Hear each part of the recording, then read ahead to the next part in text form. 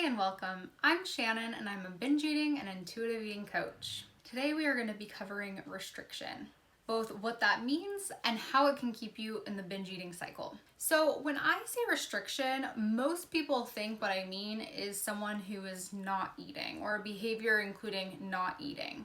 Of course, this is an example of restriction, but there are also a lot of other types of restriction that it's really important to be aware of.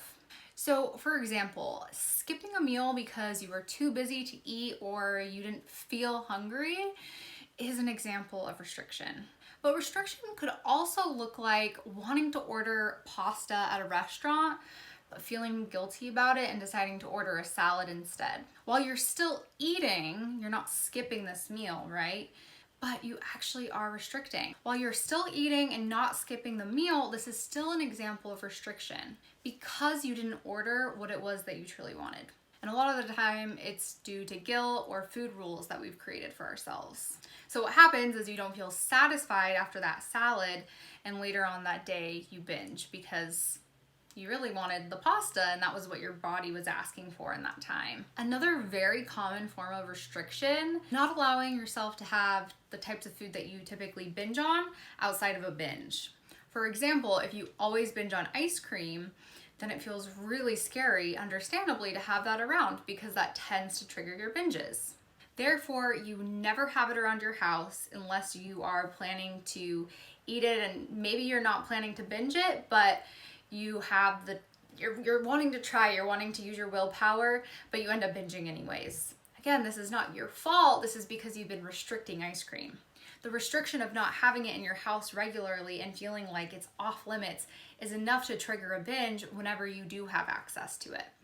There is a helpful practice in overcoming this if you're feeling like this way, and trust me, I get it. I have a list of foods that used to be that way for me, and through this practice called habituation, which is part of intuitive eating, I've learned how to have all foods on hand at home whenever I want, and I don't think about binging on them. And that is really the goal of healing from binge eating, is not feeling this compulsive drive towards certain foods. Rather, all food is neutral and we can make the decision based on what our bodies are telling us. So if you'd like me to make a video about habituation specifically, let me know in the comments because I can definitely dive into more detail. Mental restriction is also a very powerful driving force in our behavior with food. Thoughts like, I shouldn't have eaten this, or I've eaten so poorly today, I'm going to start over tomorrow, are both forms and examples of mental restrictive thoughts. In both cases, having thoughts like that triggers a signal to your body and brain saying, red alert, anticipate restriction. This can lead us to binge eating. Another example of restriction is delaying eating because it's not yet time to eat, even though you are feeling potentially physically hungry in that moment. A really common experience I hear from folks, and one that I understand myself, is feeling like you have to delay your eating to when your spouse or partner or friend is hungry. So you might be hanging out with someone or you're with your partner and they're not hungry for dinner yet, and so you decide, well, if they're not hungry, I shouldn't be hungry. When in reality, when you check in with yourself, you actually are hungry. What this does is it signals to our bodies and to our brains that we can't trust our own hunger.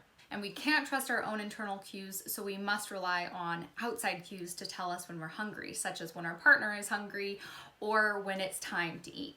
Therefore, when we do go to eat, we're feeling ravenous, and it's much more difficult to make mindful and conscious choices when we're at that stage and level of hunger. And so you'll often find yourself eating past fullness or overeating or maybe even binging. So it's important to remember that restriction isn't just not eating, although that is definitely a form of restriction, don't get me wrong. Restriction can also look like mental restriction, guilt around food choices, not allowing ourselves to eat what we truly want, not having foods on hand and so them being off limits triggers us to binge, or also delaying eating.